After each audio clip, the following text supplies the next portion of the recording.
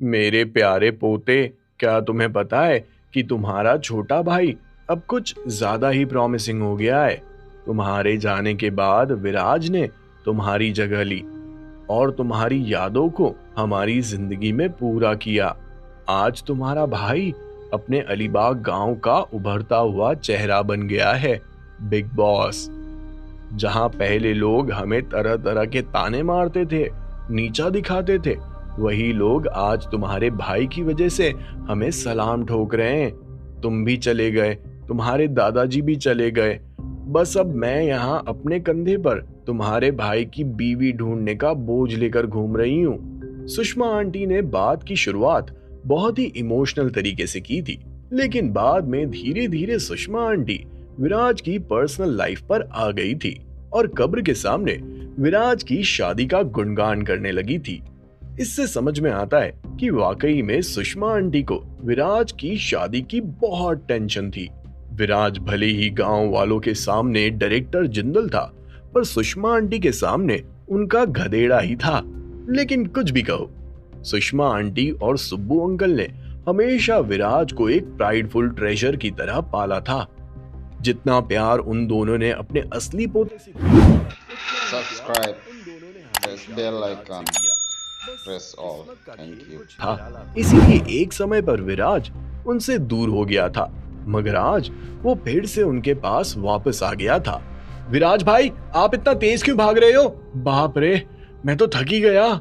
एक तरफ सुषमा आंटी अपने पोते की कब्र से बात कर ही रही थी, तो दूसरी तरफ उसी समय अचानक से एक इंसान विराज के सामने आकर खड़ा हो गया था।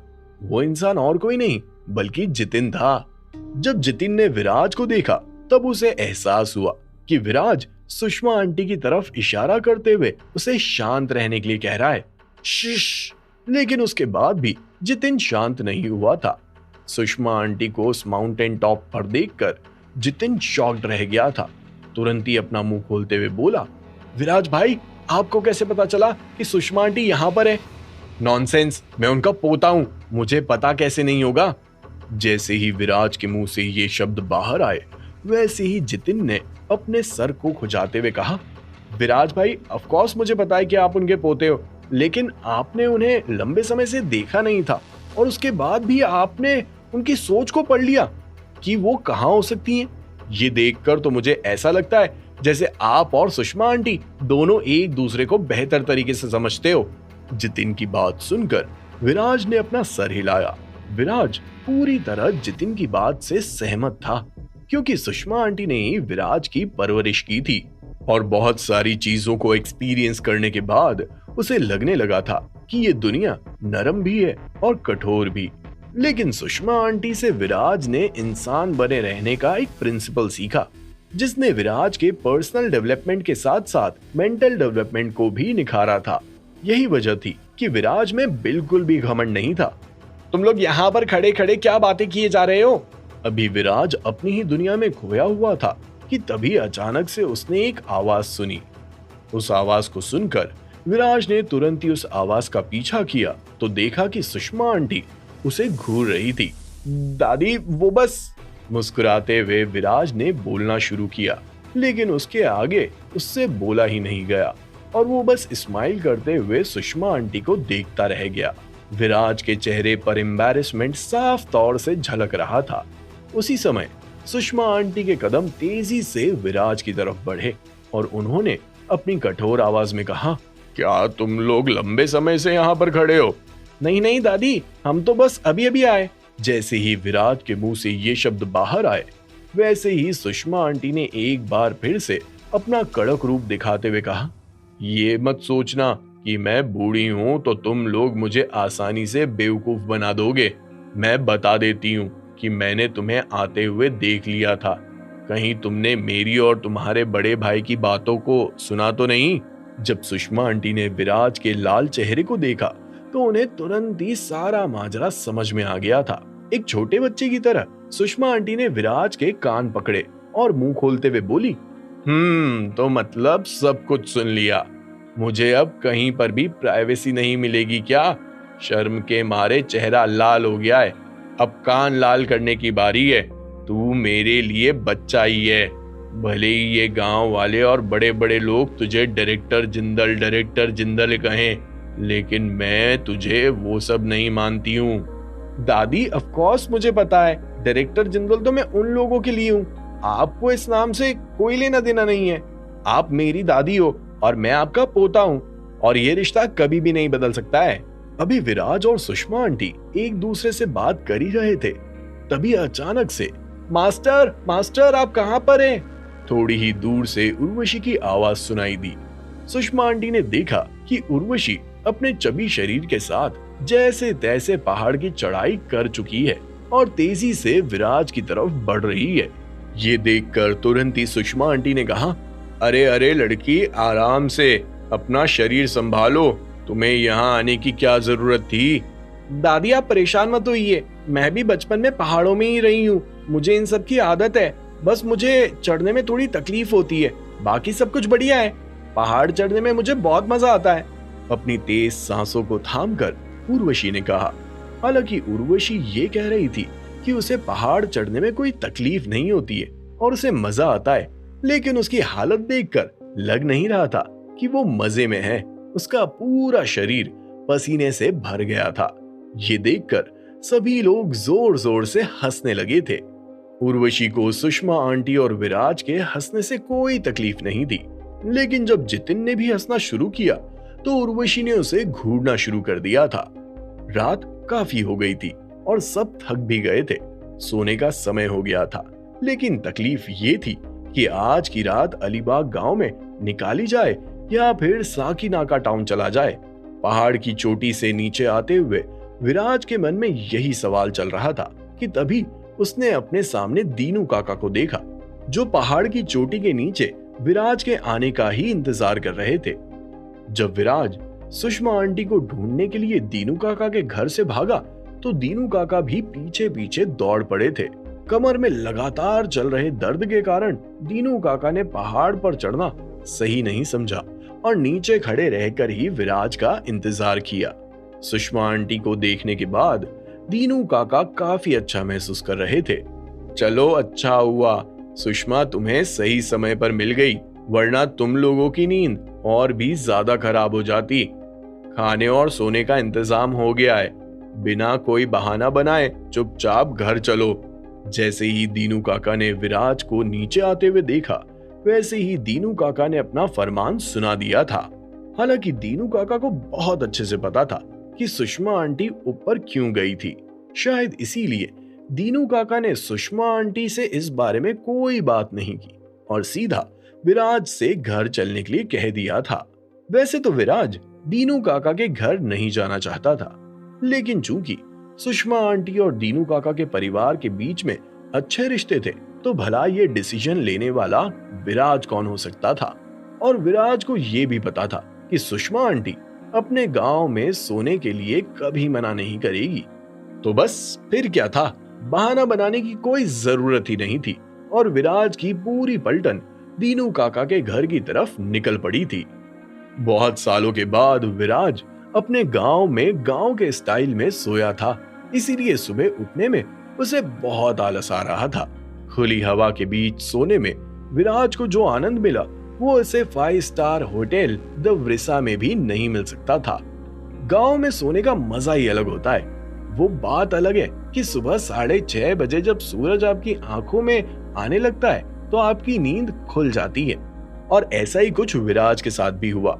उठने के बाद खेत में खुले पंप के नीचे विराज ने नहाना धोना किया और चाय नाश्ते के बाद विराज आज के दिन की नई शुरुआत करने के लिए पूरी तरह से तैयार था। अलीबाग गांव की जमीन का काम पूरा हो गया था, मशीन्स भी आ गई थी। बस गांव का एनालिसिस करने के बाद विराज काम शुरू करने वाला था। वो सिर्फ अपने प्रोजेक्ट पर ही नहीं बल्कि अलीबाग गांव के विकास पर भी काम करना चाहता था। इसीलिए विराज को इस प्रोजेक्ट को शुरू करने में कोई जल्दी नहीं थी, लेकिन ऐसा एक और काम था जिसके लिए विराज काफी जल्दी में था। दूसरे शब्दों में कहें तो काफी उतावला था, और वो काम था साउथ पोलो स्कूल को फिर से खड़ा करना, जिसके लिए विराज 50 करोड़ रुपए लगाने के लिए तैयार था। जितिन चलो, हमें साउथ पोलो स्कूल के लिए निकलना है। जैसे ही विराज के मुंह से ये शब्द बाहर आए, वैसे ही जितिन को काफी स्ट्रेंज लगा। विराज ऑलरेडी साउथ पोलो स्कूल के दर्शन कर चुका था और इस बात को अभी कुछ दिन भी नहीं हुए थे। तुरंत ही जितिन ने अपना मुंह खोलते हुए कहा, विराज भाई, क्या आप सच में उस स्कूल को 50 करोड़ रुपए डोनेट करना चाहते हो? आई मीन लाइक वो स्कूल जर्जर हालत में है और कभी भी नीचे आ सकता है। उस प्रिंसिपल में भी अब वो पहले जैसी एबिलिटी नहीं रही कि वो स्कूल संभाल पाएगा, तो उस स्कूल पर पैसा क्यों लगाना? मुझे लगता है कि आपको उन पैसों का सही इस्तेमाल करते हुए अपने नाम से एक नया स्कूल खोलना चाहिए। जितिन की बात में दम था और ऐसा नहीं है कि ये ख्याल विराज के मन में नहीं आया था, बिल्कुल आया था, लेकिन विराज ने उस आइडिया को तुरंत ही रिजेक्ट कर दिया था, क्योंकि विराज साउथ पोलो स्कूल में पढ़ चुका था और इसीलिए अपने स्कूल और नटराजन सर से गद्दारी करने के बारे में विराज कभी सोच भी नहीं सकता था। विराज जिंदल को नटराजन सर की मदद करनी चाहिए, ना कि एक नया स्कूल बनाकर उन्हें अपोज करना चाहिए। भले ही उस स्कूल की हालत कितनी ही खराब क्यों ना हो, लेकिन एक नया स्कूल बनाकर विराज इस तरह का शेमलेस एक्ट बिल्कुल भी नहीं कर सकता था। हाँ, अगर बात किसी यूनिवर्सिटी की होती तो शायद विराज एक नई यूनिवर्सिटी खोल देता, क्योंकि कॉलेज में आने के बाद आपको कॉलेज से उतना लगाव नहीं होता है जितना कि आपको आपकी पहले स्कूल से होता है, और इन सभी चीजों को ध्यान में रखते हुए आप अपनी स्कूल को पीछे नहीं छोड़ सकते हैं। जितिन, बहुत सारी ऐसी चीजें हैं जो तुम नहीं समझोगे। इस दुनिया में भले ही तुम्हारे पास कितना ही पैसा क्यों ना हो, लेकिन तुम सब कुछ नहीं कर सकते हो, क्योंकि पैसों के अलावा भी बहुत सारी ऐसी चीजें होती है जो सिर्फ फीलिंग्स और इमोशंस के साथ ही जुड़ी होती हैं। ये बोलते हुए विराज के कदम दीनू काका के घर से बाहर की तरफ निकल गए थे। विराज को जाता हुआ देखकर जितिन पूरी तरह से ब्लैंक हो गया था। अगर यही शब्द किसी और के मुंह से बाहर आए होते तो जितिन अभी उस इंसान से बहस कर रहा होता, लेकिन चूंकि ये शब्द करोड़पति विराज जिंदल के मुंह से बाहर आए थे, इसीलिए उन शब्दों ने जितिन को पूरी तरह से कंफ्यूज्ड कर दिया था। क्या विराज भाई का परसेप्शन पहले से इतना हाई है, या फिर उन्होंने अपनी जिंदगी में काफी सफर किया है इसलिए ऐसे हो गए हैं? जितिन ने मन ही मन सोचा, लेकिन उसी समय अचानक से उर्वशी ने जितिन की ओर देखते हुए कहा, तुमने शायद कुछ गलत कह दिया। इतने अमीर और पावरफुल इंसान के साथ हर दिन रहने के बाद भी तुम्हारे अंदर उस तरह का परसेप्शन नहीं है। ये हेडेक देने जैसा है ना?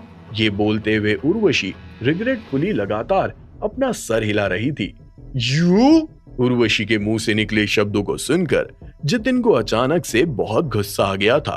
तुरंत ही जितिन ने अपना मुंह खोलते हुए कहा, चबी सिस, अपनी बकवास अपने पास ही रखो। ना तो तुमसे कोई राय मांग रहा है और ना ही कभी कोई राय मांगेगा। अगर तुमने अपनी ये बकवास बातें बंद नहीं की तो फिर मैं कुछ अलग तरीके से तुम्हारे साथ पेश आऊंगा। अगर तुम उसके बाद भी मेरे साथ रूड रही तो फिर मेरा हाथ भी चल सकता है, और तुम में इतनी ताकत कहां कि तुम मेरा मुकाबला कर पाओ। जितिन की बात सुनकर उर्वशी की तरफ से कैसा रिएक्शन आने वाला है? क्या उर्वशी भी ताबड़तोड़ अंदाज में जितिन को जवाब देगी? उसके बाद क्या होगा? क्या जितिन और उर्वशी के बीच में लड़ाई होने वाली थी, या फिर विराज बीच में आकर उन दोनों की नौटंकी को शांत करवा देगा? जब विराज नटराजन सर से 50 करोड़ रुपए देने की बात करेगा तो उनकी तरफ से कैसा रिएक्शन देखने को मिलेगा? क्या वो विराज पर भरोसा कर पाएंगे? जानने के लिए सुनिए cash on my mind, only on pocket FM. Urvashi भी कम नहीं थी। पहले उसने आग में घी डालने का काम किया और उसके बाद उसे जितिन के मुंह से जबरदस्त जवाब सुनने को मिला। जितिन की तरफ से ऐसा रिएक्शन देखकर साफ पता चल रहा था कि उर्वशी और जितिन एक दूसरे के दुश्मन बन गए थे और एक दूसरे का हाथ छोड़ने वाले नहीं थे। ये तो अच्छी बात है कि विराज ज्यादा आगे नहीं गया था और तुरंत ही जितिन और उर्वशी की नोकझोंक सुनकर वापस लौट आया था। अगर विराज वहां नहीं आता तो पता नहीं उर्वशी की तरफ से हमें कैसा रिएक्शन देखने को मिलता। खैर, अब जब विराज वहां आ गया था तो जितिन के कदम खामोश नहीं रहे। तुरंत ही जितिन विराज के साथ साकीनाका टाउन के लिए निकल गया था। साउथ पोलो स्कूल का माहौल काफी लाइवली था, इसीलिए नहीं कि स्कूल में चहल पहल नजर आ रही थी, बल्कि इसीलिए कि अभी घड़ी में 1 बज गए थे, लेकिन बच्चे क्लास में अभी भी पढ़ रहे थे। वैसे तो स्कूल की छुट्टियां चल रही थी, लेकिन ये वो बच्चे थे जो इस बार 10th और 12th के बोर्ड एग्जाम्स में अपीयर होने वाले थे और उनकी पढ़ाई का नुकसान ना हो इसीलिए नटराजन सर ने बच्चों के लिए स्पेशल क्लासेस लगवाई थी। हालांकि इसके बावजूद भी साउथ पोलो स्कूल का एंट्रेंस खूब सारे लोगों से भरा हुआ था। ज्यादातर लोग स्कूल के दरवाजे से 10 मीटर की दूरी पर खड़े थे। उनमें से कुछ मर्चेंट्स थे और कुछ पेडिस्ट्रियंस थे जो छोटे मोटे सामान बेचकर अपना दिन निकालते थे। उन्हीं लोगों के बीच में कुछ 7 से 10 गुंडे जैसे लोग भी खड़े थे जिन्होंने अपने शरीर पर खूब सारे टैटू गुदवा रखे थे और उनका चेहरा भी देखने में काफी भयानक था। वो काफी फ्राइटनिंग लग रहे थे। उन लोगों के जस्ट सामने एक सिक्योरिटी रूम था। उस सिक्योरिटी रूम में एक 50 साल का मिडिल एज्ड आदमी मौजूद था। वो आदमी इतना ज्यादा डरा हुआ था कि सर उठाने की भी उसमें हिम्मत नहीं थी। वो मिडिल एज्ड आदमी साउथ पोलो स्कूल का सिक्योरिटी गार्ड चंदन था। रात को मस्त दारू पीकर सोने के बाद उसकी नींद सुबह 10 बजे ही खुली थी। जैसे तैसे वो जल्दी से तैयार हुआ और अपनी ड्यूटी पर आ गया था। कल रात को उसने कुछ ज्यादा ही पी ली थी, इसीलिए 5 मिनट की झपकी का सोचते हुए वो 2.5 घंटे सो लिया था। उठने के बाद जैसे ही उसने सिगरेट जलाई और क्लास के खत्म होने का इंतजार करने लगा कि तभी अनएक्सपेक्टेडली बहुत सारे गुंडे स्कूल के एंट्रेंस पर आकर खड़े हो गए थे। जैसे ही चंदन की नजर उन गुंडों पर पड़ी वैसे ही उसकी पैंट गीली हो गई थी। वो चुपचाप सिक्योरिटी रूम में भीगी बिल्ली की तरह छुप कर बैठ गया था। फॉर्चुनेटली उन गुंडों ने सिक्योरिटी रूम पर कोई हमला नहीं किया था, लेकिन उन्होंने स्कूल के एंट्रेंस को पूरी तरह से ब्लॉक कर दिया था और ना तो किसी को अंदर जाने दे रहे थे और ना ही किसी को बाहर आने दे रहे थे। नटराजन, अपने क्वार्टर से बाहर निकल, एक गुंडे ने दहाड़ते हुए नटराजन सर को ललकारा। नटराजन, डरपोक की तरह स्कूल में क्या छुपा है? तुझे क्या लगता है कि अगर तू बाहर नहीं आएगा तो हम तेरा कुछ नहीं बिगाड़ पाएंगे? दूसरे गुंडे ने भी नटराजन सर को चुनौती देते हुए कहा। नटराजन, जल्दी से बाहर आ जा। हमारे बॉस बाबू भाई ने पहले ही तुझे अच्छे से अच्छा ऑफर दे रखा है। उस ऑफर को ले और कॉपरेट कर। कॉपरेट करेगा तो सब ठीक होगा, नहीं करेगा तो फिर हमें हमारे तरीके से बहुत कुछ करना पड़ेगा। तीसरे गुंडे के मुंह से निकले शब्दों को सुनकर ऐसा लगा जैसे मानो वो सभी का लीडर हो। ये गुंडे इस तरह स्कूल के एंट्रेंस पर खड़े होकर लगातार चिल्लाते जा रहे थे। बार बार जिस नटराजन को वो पुकार रहे थे वो दरअसल साउथ पोलो स्कूल के प्रिंसिपल थे। आप सभी को पता ही होगा, पी नटराजन। अब आप लोग सोच रहे होंगे कि ये गुंडे स्कूल के बाहर क्या कर रहे हैं और ये बाबू भाई कौन है? तो ये सारा मामला 2 दिन पहले हुए ऑक्शन से जुड़ा हुआ है, जब साकीनागा टाउनशिप में ये बात फैली कि किसी ने 50 करोड़ रुपए का इन्वेस्टमेंट किया है तो बाबू भाई के होश ठिकाने आ गए थे। हालांकि इन लोगों को नहीं पता था कि वो इंसान कौन है जिसने फाइनल बिड लगाई। इन्हें तो सिर्फ ये पता था कि किसी इंसान ने 50 करोड़ रुपए लगाए हैं। ज्यादातर लोगों को यही लग रहा था कि जिस इंसान ने ये बिड लगाई होगी वो सागर आलूवालिया होगा, क्योंकि सागर आलूवालिया पूरे साकीनागा टाउनशिप में बहुत पॉपुलर था और बिजनेस के मामले में मंझा हुआ खिलाड़ी था। चीयर्स मोटेल भी उसी का होटल था और वो होटल कोई ऑर्डिनरी होटल नहीं था। हालांकि चीयर्स मोटेल को अभी तक एक भी स्टार का दर्जा नहीं मिला था, क्योंकि सागर आलूवालिया को सरकारी स्टार या फिर टूरिज्म इंडस्ट्री से कोई स्टार नहीं चाहिए था।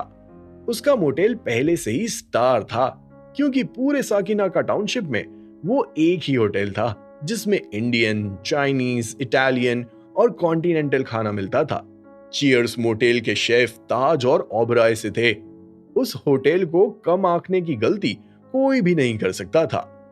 होटल का अपर मैनेजमेंट शानदार था और साथ ही साथ होटल में आने वाले गेस्ट भी ऑलवेज क्लासी होते थे। पिछले 3 से 4 सालों में सागर आलूवालिया ने चीयर्स मोटेल से अच्छा खासा पैसा कमाया था। पूरे साकीनागा टाउन में वो इकलौता इंसान था जिसके पास में जेंटले थी, एक ऐसा एंटरप्रेन्योर जिसने गांव में रहते हुए अपने शानदार स्किल्स सामने रखे। वो वाकई में किसी ऑनर से कम नहीं है।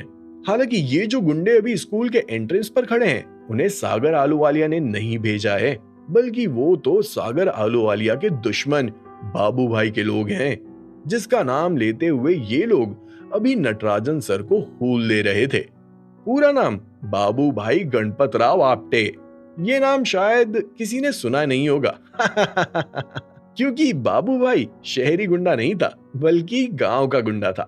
बाबू भाई साकीनाका टाउन से नहीं, बल्कि खंडाला टाउन से बिलोंग करते हैं। ये दोनों ही टाउन एक दूसरे के काफी क्लोज है, लेकिन कहते हैं कि एक जमाने में खंडाला टाउन की इकोनॉमी साकीनाका टाउन के मुकाबले काफी अच्छी थी।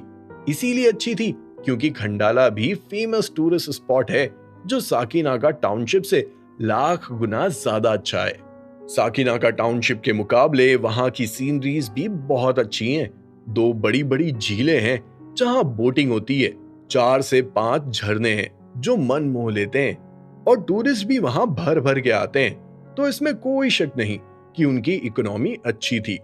लेकिन अब क्यों नहीं, ये हमें आगे पता चलेगा।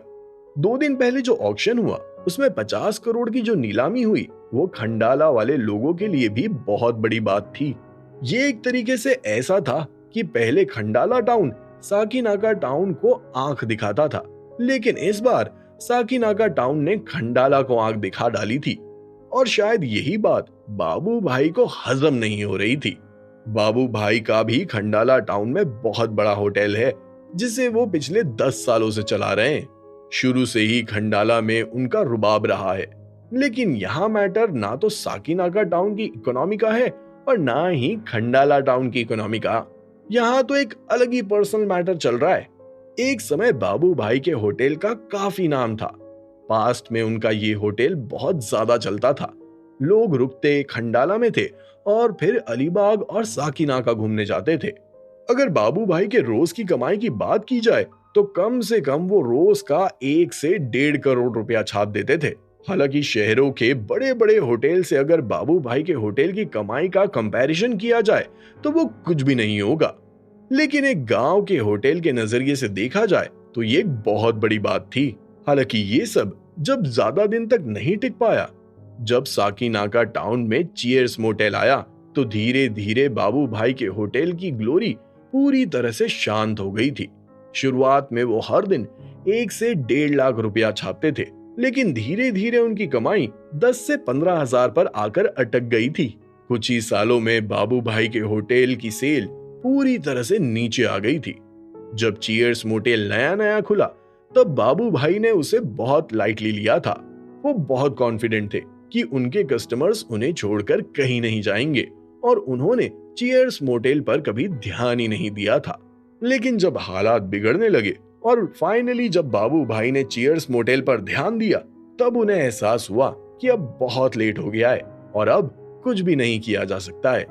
2 दिन पहले बाबू भाई के कानों में एक बात सामने आई कि किसी ने साकीनाका टाउनशिप में 50 करोड़ रुपए का इन्वेस्टमेंट किया है।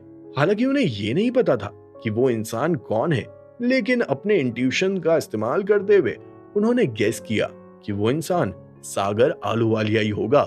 बाबू भाई के ऐसा सोचने के 2 प्रमुख कारण थे।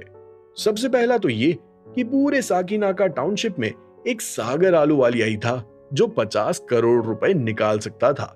ऐसा नहीं है कि बाबू भाई मोहम्मद बिलाल को नहीं जानते थे, लेकिन चूंकि बिलाल का ऑलरेडी माइंस का बिजनेस था, इसीलिए बाबू का शक बिलाल पर नहीं गया था। साकीनाका में 3 से 4 लोगों को छोड़कर किसी की भी 50 करोड़ रुपए लगाने की औकात नहीं थी। इसीलिए बाबू भाई के लिए नाम गैस करना थोड़ा आसान था। और दूसरा कारण यह है कि बहुत समय पहले बाबू भाई ने सुना था कि सागर आलूवालिया कोयले की इंडस्ट्री में आने की कोशिश कर रहा है। अगर ये खबर सच्ची है तो बाबू भाई बहुत ही ज्यादा खुश हो जाएंगे, क्योंकि अगर सागर आलूवालिया कोयले के बिजनेस में चला गया तो फिर से वो अपने उस होटल पर पूरी तरह से ध्यान नहीं दे पाएगा। अगर होटल का मैनेजमेंट बिगड़ गया तो पूरी तरह से होटल का ये खेल भी बिगड़ जाएगा, और इसका सबसे ज्यादा फायदा बाबू भाई को होगा। वो साकीनाका टाउन में एक नया होटल खोलेंगे और उससे आसानी से चीयर्स मोटेल को हरा पाएंगे। और अगर ऐसा हुआ तो सिचुएशन पूरी तरह से बदल जाएगी। उसके बाद बाबू भाई का होटल ही पूरे टाउन में बेस्ट कहलाएगा।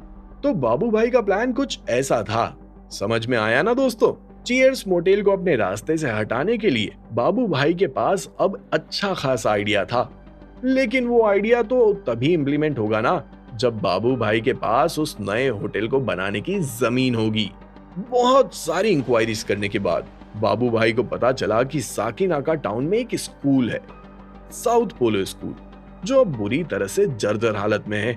तो बस कुछ ही बच्चों के साथ इस स्कूल का काम चल रहा है। बाबू भाई के लिए ये स्कूल एक बहुत बड़ा अवसर साबित हो सकता था, इसीलिए तुरंत ही बाबू भाई ने अपने राइट हैंड को साउथ पोलो स्कूल के प्रिंसिपल पी नटराजन से बात करने के लिए भेज दिया था।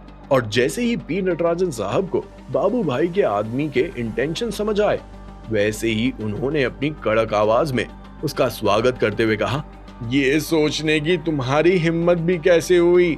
मेरी नजरों के सामने से दफा हो जाओ। जब तक मैं जिंदा हूँ तब तक मैं इस स्कूल को किसी को भी हड़पने नहीं दूंगा।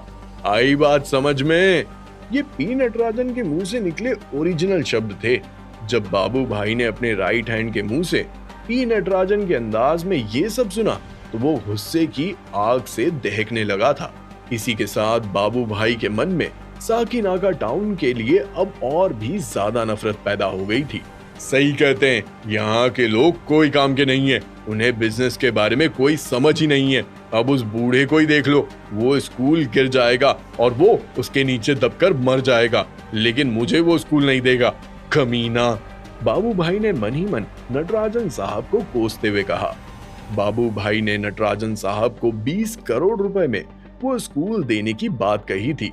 हालांकि 10 करोड़ रुपए कम थे, लेकिन उस स्कूल की हालत देखकर हर कोई कहेगा कि 10 करोड़ रुपए भी वर्थ है। 10 करोड़ की जमीन, ऊपर से 4 स्टार होटल बनाने का खर्चा, आराम से बाबू भाई 30 से 40 करोड़ रुपए लगाने का सोच रहे थे। उन्हें अपनी सेविंग्स निकालने में कोई तकलीफ नहीं थी, क्योंकि उन्हें बहुत अच्छे से पता था कि अगर उनका ये होटल बन गया तो चीयर्स मोटेल की छुट्टी हो जाएगी और उनका होटल साकिनाका टाउन का सबसे बेस्ट होटल कहलाया जाएगा।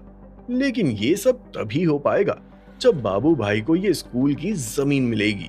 ये स्कूल साकिनाका टाउन के बीचों बीच है, इसीलिए बाबू भाई किसी भी कीमत पर इस स्कूल को अपनी तरफ चाहते थे।